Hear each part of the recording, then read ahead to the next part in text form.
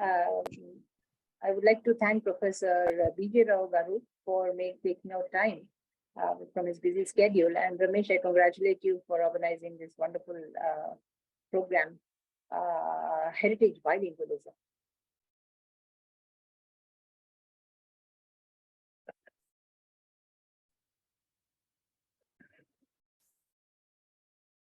And I'll start with one small example, which one quote, which made a difference to our understanding about people who talk differently. In our school, when I was in middle school, there was one student whose accent was very different. And when he started speaking in English, all the children started laughing. Our teacher said, can we break for some time? She says, I'm going to highlight 2 or 3 important points that you should remember for your lifetime.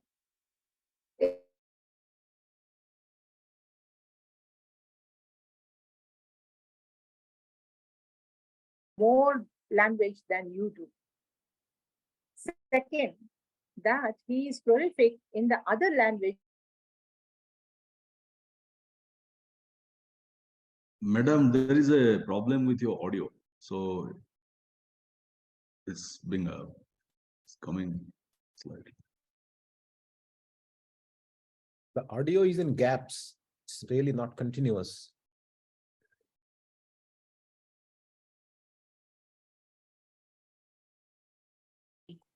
So Ramesh ji, I'll sign off now. And I'm looking forward to the other mega event that we are planning in person. Yes.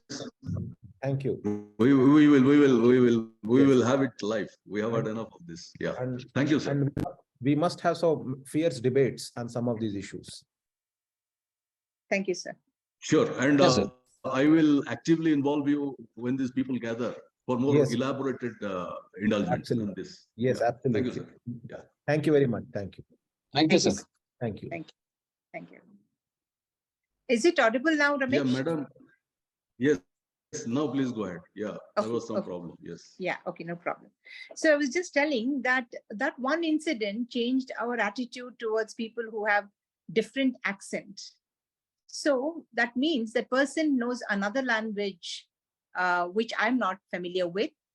He's more proficient in that language than English. So people in India have, it's a very common thing for people from both mother and father coming from different backgrounds, and they learn 2 different languages than the one which is taught in the school formally. It's not something that is in my area of interest, but what I know is that we are very familiar with the brain, which gets activated with more and more stimulus that you give it. So the same thing holds for heritage bilingualism. So the one language that is taught at home, which may look like a minority language, and the one the child learns, the more and more languages that the child learns, the more the brain learns to integrate. So the attention and the cognition is drastically improved with more and more languages. But sometimes we have a conflict in the sense that don't confuse the child with more languages. Speak to him in either Telugu or in just whatever is your language, or just talk in English, because the child is not going to learn Telugu in school. So talk to him in English. This is a general social change that we are going through.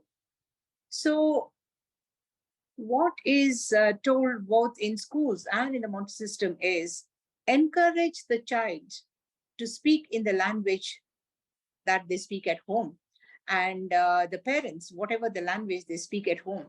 And the child can also obviously learn English and also learn the other languages. That's the reason probably we used to have first language, second language, and other languages in school. So it's inbuilt in our system. But how, as Ramesh and Professor Bijiro all rightly said, we haven't done much research in it. When we say, oh yeah, those children with more languages are brighter or they have more attention. What is the proof? How does this brain and cognition work? This is something that we are not familiar with. And the more and more research we do, more objective way we demonstrate what we believe or what we have seen, that is science. And that is